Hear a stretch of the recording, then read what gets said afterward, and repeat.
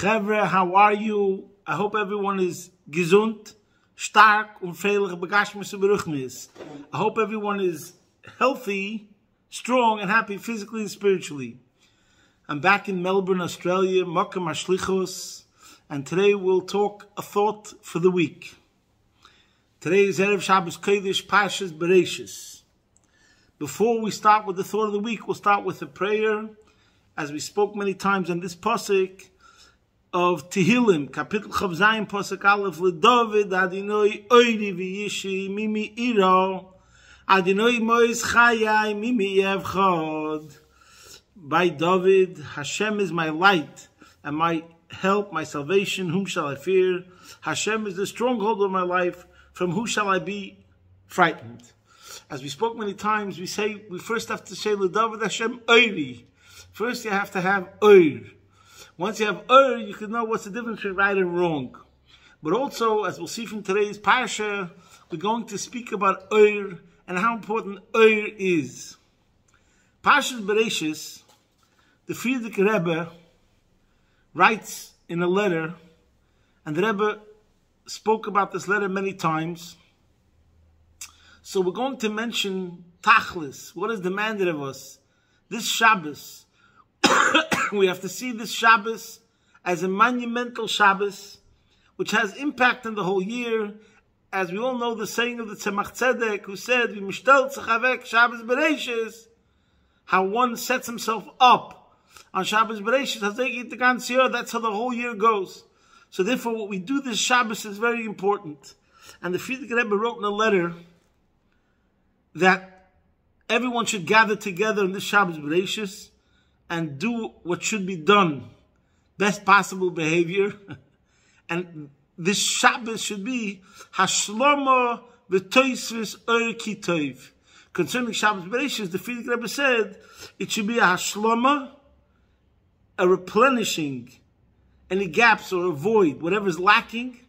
That means Hashlama v'toisvis Oir, and adding to the light, additional light, which is good. That's the lashon of the Frierdiker Rebbe, which he refers to Shabbos Bereishis. And the Rebbe spoke about this lashon many times. But what's amazing is that this is about Shabbos Bereishis, and what does it say in Parshas Bereishis? It speaks about how the Eibishter creates the world. Bereishis bara Elikim eis hashamayim veis haaretz. And then it says, V'aretz eis hasoyu v'voyu, v'choshech al pnei soim, v'ruach Elikim merachefes al pnei hamoyim. And then it says, V'yomer Elikim hi oir, v'hi oir. The first creation of Hashem, that's a specific creation, even though we know the Maimon Azal, Bereishis nami Maimeru, and it says there's a Oretz, which is there, Soyu v'voyu, before it says Oir. And it says there's the Ruach Elikim merachefes al pnei hamoyim, but still, generally speaking, we say, what was the first specific, particular creation? V'yomer Elikim hi oir v'hi oir. So the first creation that's known as a specific creation is the light. After that, the pasuk says, Hashem saw that the light was good, and then he separated the light from the darkness. Now Rashi says, why did he have to separate the light from the darkness? Because he saw that the light was good. And here Rashi says,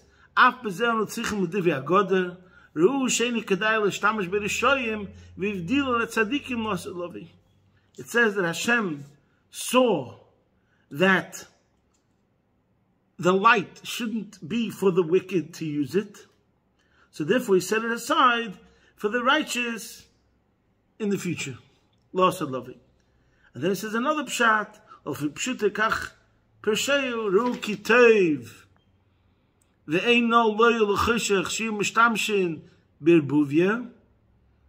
not proper that they should be mixed together. So therefore, so it seems that there's two perushim in Rashi. According to the first pshat, it doesn't seem like it's speaking about daylight as we know it in the physical sense. Therefore, it was put away for tzaddikim l'asad lovei. It's some very high spiritual level of divinity. And then according to the second pshat, it seems like it's the simple daylight. That, as we know it, that daylight is during day and night is for nighttime. In any case, we'll get back to this Rashi soon. But first, let's talk about light. For those people that study Chassidus and Kabbalah, everyone knows there's a major discussion in Chassidus about why all of divine energy is called Oir. Oir Ein Sof, the light, the infinite light. We say there's the Oir HaMemalik Kalamim, there's the Oir HaSever Kalamim. We'll get to that soon. So all of spiritual energy and divine energy is called Oir, light. Why? So there's much discussion, deep discussion. Many Maimorim, Chassidic discourses talk about it. The difference between Oir and Shefa. Why wasn't it called Shefa, which means sustenance, nurturance, thing that we live off it? And the answer is because Shefa is a Mahus Tavama, it's something which has substance. It's definable. Oir, the reason why we use the term light as a metaphor for spiritual energy is because light, and including Oir HaShemesh, the physical light of the sun, we say light is unique in all of creation and all of existed things. In other words, in general, the Chassidus, Kabbalah is talking about godliness. So obviously we want to use, there has to be some term which we could relate to. And the reason why the term is used to discuss godliness and divine energy as Oir, because light is unique. How is it unique? It doesn't have the limitations of any other of creations. All other creations. How is that? Light has no weight. Light is not tangible. And that's why it's called Pshitus. Chassidus talks about the Pshitus of the Oir HaShemesh. Literally translated simplicity, but it means not defined. What does it mean undefined?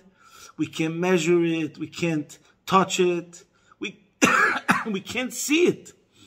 The expression, I saw the light, is just means to say when you came to some sort of understanding.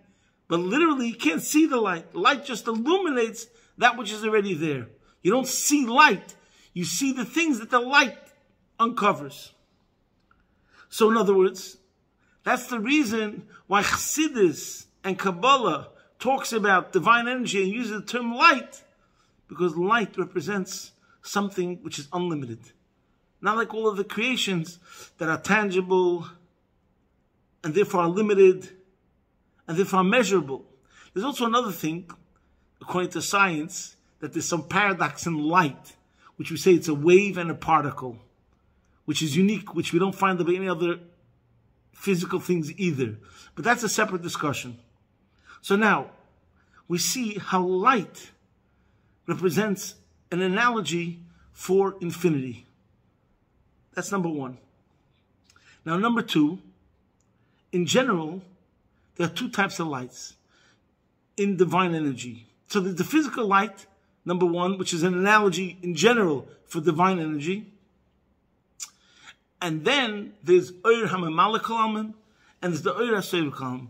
There's a light of Hashem which we say is contracted and came down into creation according to the levels of creation.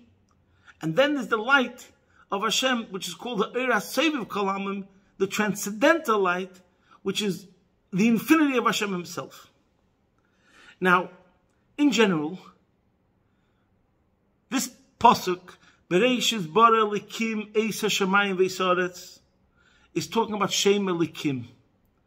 That's the story of creation and the energy of Hashem, which is connected to creation, which is a limited level of light.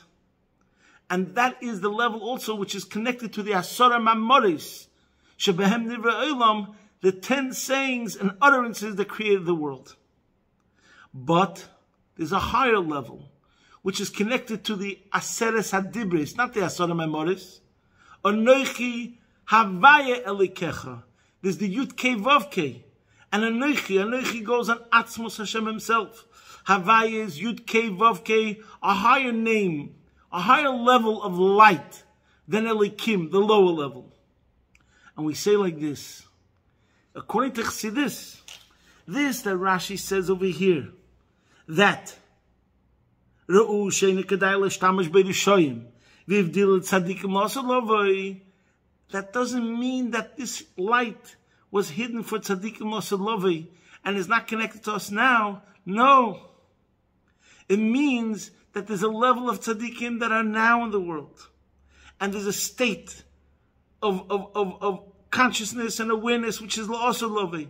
The idea of redemption. The idea of infinity. In other words, this higher level of light, of Sovev Kalamim, which is not really connected to creation, but is connected in particular to the Jewish nation, which is connected to the Torah, which is connected to mitzvahs, which is the infinity light. That level of light, which if a Jew attaches himself to this level of light, he's able to transcend the world and bring out light into the world. And this is alluded to in the Balaturim. The Balaturim on the Pasuk Es Ha'or, where it says, Vayara Likim Es Ha'or Kitov, the Balaturim says in the words Es Ha'or B'gematria Ba Torah. The word Es Ha'or, the words Es Ha'or, is B'gematria Ba Torah V'olam Minyan Tayag. That means 613.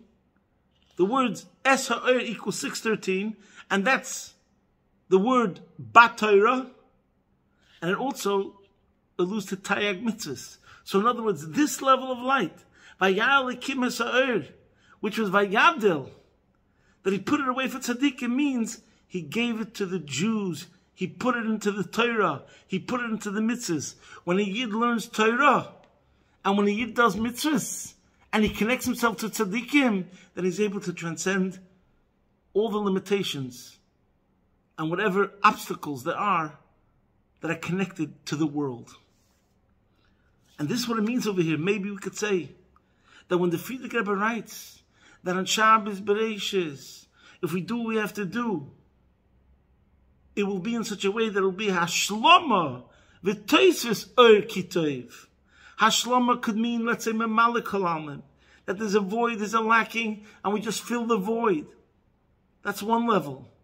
But when we say v'toisves or, the adding of light, which means there's no limit to adding, there's more and more light, and that's the level of Sovev Kalamim, the level which transcends limitations.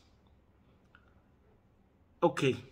Now, what I'm saying, what I said now, until now, was connected to a Sikha of the Rebbe, really two Sikhas of the Rebbe. And in one Sikha, the Rebbe says something which I don't think he says anywhere else, where he spoke about Shabbos Bereishis, and he says that on one hand, Shabbos Bereishis is the last stop. It's the last stop. It's a major stop. There's a train, the train travels along, and to get to the right destination, and there's some major stops. It started with Rosh Hashanah, Yom Kippur, Sukkot, Simchas Torah, then comes Shabbos Bereishis. It's the last stop to jump onto the train to get you where you're meant to go. But he also said, he gave an analogy, and here you see the Rebbe's unique method of bringing an example from the physical world and then connecting it to the deepest ideas.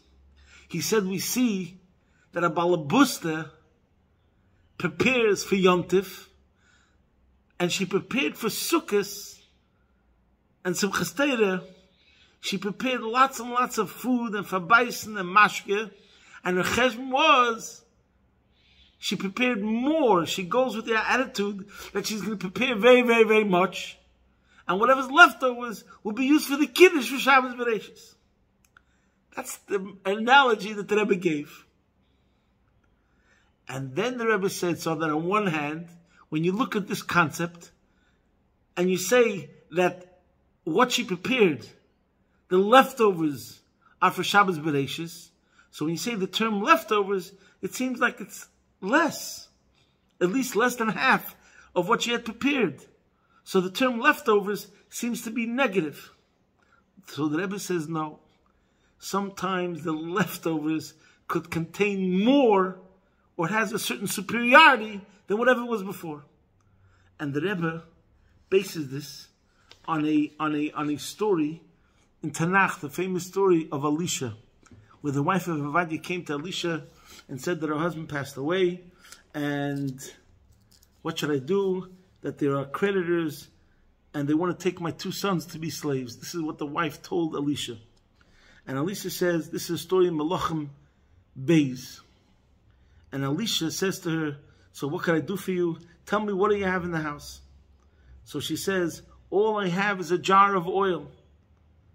And Elisha says, go borrow vessels, empty vessels, and go in, shut the door, and pour oil into all these vessels, and carry away the full ones. Anyway, she got vessels, and she poured. When she finished pouring the oil, this was the miracle, there was oil to fill all the vessels. As soon as there were no more vessels, the oil stopped. And then she, Vatovai, Vatagid L'isha Likim, so she told Elisha that they filled all the vessels, and then Elisha said, Elisha said, go sell the oil, which means all the oil that had filled the vessels. Pay the creditor, the ones we owe money to.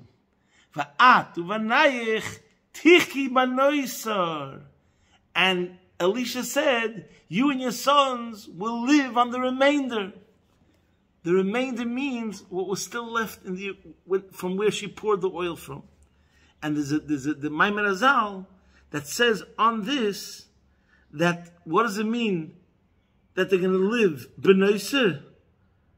There's a Yalkut Shemini that says, Ad sheyichyu amesim, which means that the oil, how much she was there left for herself, which she didn't pour into the vessels, remained with her and was there forever, so to speak. So the Rebbe brings proof from this story of Elisha that he said, over there, b'noiser was the part, the leftovers, was really more than all that filled the jars before. So we see that leftovers could sometimes have a positive connotation, that it can mean that has a superiority even from what was before. And the Rebbe says the same thing concerning Shabbos Bereishis, that even though Shabbos Bereishis, one could seemingly call it the leftovers of Tishrei, the Rebbe is telling us, no, this Shirayim contains powers and energy and something that could sustain us for the rest of the year, in a certain sense, more than what was before. So this is the point, my friends. It's Shabbos Bereishis, it's a new year, there's new energies, and we should go into the Shabbos and realize the specialty of Shabbos Bereishis, of Im Shtel Tzchavek Shabbos Bereishis, Hazeh Geht the ganze Jahr. Talking about light, we mentioned this Hayom Yom before, but I'll mention it again because it's so important and it's something we have to think about. The Tzemach Tzedek, this is the Hayom Yom of Vav Elul, the Tzemach Tzedek said, the Baal Shem Tov had sehr holt gehabt Lichtigkeit. The Baal Shem Tov cherished light. V'omar oir b'gematria roz. Light is numerically equivalent to roz. The word oir is 207. The word roz is also 207. And what does the Tzemach Tzedek say on that? Der was weist dem Soid was in jeder Zach. Whoever knows the secret within any entity kann lichtig machen, can diffuse light. So the Tzemach Tzedek explained, number one, the Baal Shem Tov had lieb gehabt Lichtigkeit, because that's what Chassidus is about. Pnimius HaTorah, the inner dimension of Torah, reveals the inner dimension and the inner aspect of every single thing. So therefore, the Baal Shem Tov, who is the founder of Chassidus, which is the Pnimius HaTorah, so he reveals the inside story.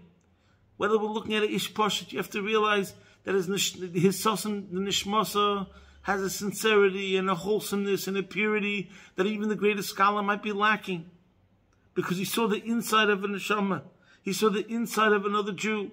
And the same thing of the world. The Baal Shem Tov was the one who says, "Ad der Eibishter is als and als is der Eibishter." The whole point of Chassidus, one of the major points of Chassidus, is to reveal Achdus Hashem, the oneness of Hashem in the world. So this is the point. Der was weiß dem Soit was in jeder Sach, kann lichtig machen. When we start looking and not being fooled by the facade, or not being convinced by just the outside, what's going on externally or superficially, but understanding that there's a motive, there's an inside, there's a deeper layer. When we try to look at everything and understand what's behind it, to see Hashem in every single thing, so then we're able to bring light. Because that's the idea of light. Light is what reveals the true reality. The light of the Torah, the light of Pnimius HaTorah. So the Eibusha should help that we should make resolutions for this year, that we should connect more to the Pnimius HaTorah, and therefore we'll see the roz of every single thing, and through that we'll be Megala, the Oir, and with the power of Oir, we're able to transcend the limitations of the world. And the Eibusha helping that through our doing what we have to do, we'll come to the Gula Mitzvah Shleim or take from Miyad Mamish, posting from my home, Be'ez Hashem Yisbarach, your man in Melbourne.